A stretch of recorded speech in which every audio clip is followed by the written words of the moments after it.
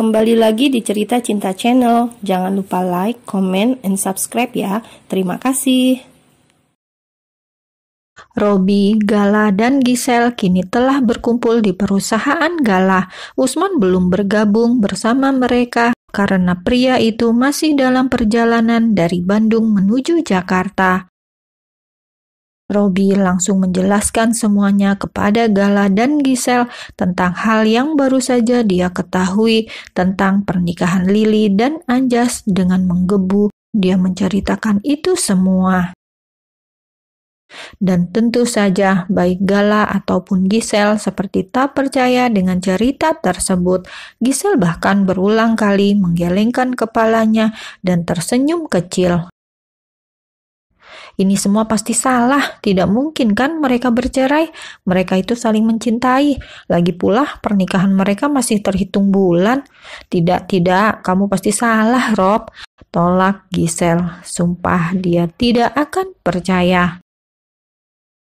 Astaga, bagaimana caranya lagi aku menjelaskan padamu, Sel? Yang benar memang kita semua harus menuntut penjelasan dari mereka. Balas Robby, suaranya masih terdengar tinggi.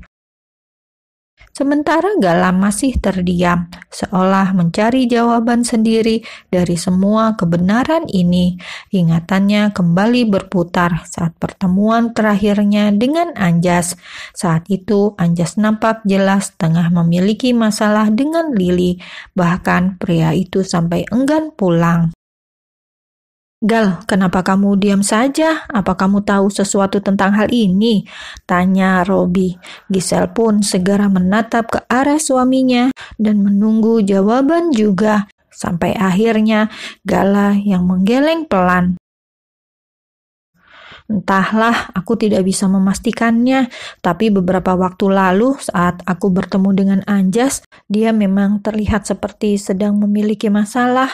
Tapi aku tidak tahu apa masalahnya. Jawab Gala, dia juga takut salah bicara. Sudahlah, kita tidak perlu menunggu Usman. Lebih baik sekarang juga kita datangi Lily dan Anjas. Putus Robby. Tunggu Rob, jangan tergesa-gesa seperti ini. Jika perceraian itu benar, nyatanya mereka tidak memberitahu kita. Anjas dan Lily pasti ingin menyembunyikan tentang hal ini. Jadi lebih baik aku pastikan saja dulu pada Mama Meli, ucap Giselle. Dipikirnya Anjas dan Lily tidak akan pernah berkata jujur tentang pernikahan mereka. Jadi lebih baik mencari jawaban dari orang lain dan Mama Meli adalah satu-satunya harapan mereka. Sebelum Robby menjawab, Giselle pun dengan segera mengambil ponselnya dan menghubungi Mama Meli. Tak butuh waktu lama, teleponnya itu langsung mendapatkan jawaban. Giselle berulang kali meminta maaf atas pertanyaan yang akan dia utarakan. Membicarakan tentang hal ini sungguh membuatnya merasa tak nyaman. Robby tanpa sengaja membaca surat gugatan perceraian Anjas kepada Lily. Itu pasti salah kan, Mah? Tanya Giselle. Di ujung sana, Mama Meli pun langsung membuang nafasnya dengan kasar ketika mendengar pertanyaan itu. Giselle dan yang lainnya juga sudah dianggap seperti anak sendiri. Jadi untuk menyembunyikan tentang hal ini pun rasanya tidak mungkin. Datanglah ke rumah Mama akan menjelaskan semuanya kepada kalian, jawab Mama Meli. Sebuah jawaban yang sontak membuat dada Giselle pun sesak karena artinya pasti ada sesuatu. Baik Mah, kami akan datang sekarang, balas Giselle. Lalu setelahnya panggilan telepon itu pun terputus. Gala dan Robby sudah menatapnya dengan penuh tanda tanya. Mama Meli meminta kita datang, ucap Giselle dengan suara yang terdengar lesu. Baiklah, ayo pergi sekarang, ajak Gala. Pagi menjelang siang saat itu, 3 orang tersebut mencari tahu tentang kebenaran dan semua fakta. Akhirnya mereka ketahui secara langsung dari Mama Meli. Baik Anjas ataupun Lili, mereka tidak ada yang salah. Keduanya sudah benar dengan keputusan masing-masing, ucap Mama Meli setelah dia mengakhiri semua cerita yang begitu menyakitkan. Gisel bahkan sudah menangis hingga sesegukan. Dia merasa telah gagal jadi seorang sahabat karena nyatanya Gisel tidak pernah ada di saat Lili tengah mengalami masa terpuruk dalam hidupnya. Lili diperkosa dan fakta itu benar-benar terasa menyakitkan. Robi bahkan sudah menggenggam tangannya kuat sejak tadi, seperti ingin menghancurkan semua barang. Apa ini namanya persahabatan? Apa ini yang namanya saudara? Robi seperti ingin meledak. Dia tak bisa menunggu semakin lama lagi. Saat ini juga dia harus segera menemui Lili dan Anjas. Mungkin benar apa yang dikatakan oleh Mama Meli bahwa baik Anjas ataupun Lili, keduanya tidak ada yang salah dan benar dengan keputusan mereka masing-masing. Tapi tetap saja di antara keduanya, Lili adalah yang paling tersiksa. Lili yang menanggung trauma seumur hidup, Lili yang harus merelakan pernikahannya untuk menyelamatkan anak itu. Tidak, Robi tidak bisa berdiam diri terlalu lama. Jika Anjas memang benar-benar akan melepaskan Lili, maka dia yang akan jadi pelindung Lili mulai saat ini.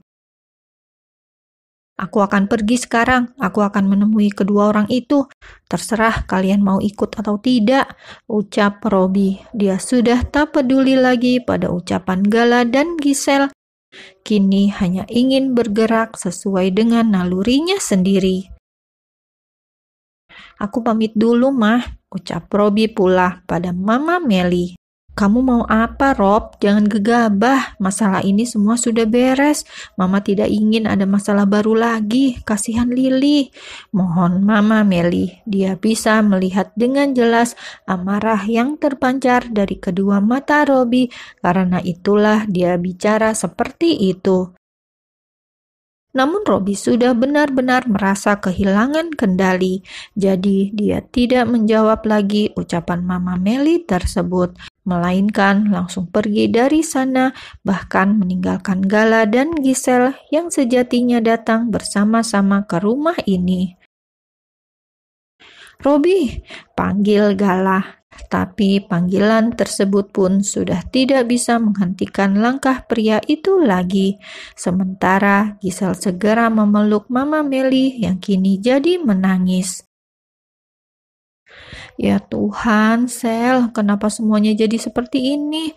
Harusnya Lili dan Anjas bisa hidup bahagia di pernikahan mereka. Tapi kenapa harus begini? Racau Mama Meli, dia memukuli dadanya yang terasa sesak. Tenang, Mah, tenanglah. Semuanya akan baik-baik saja.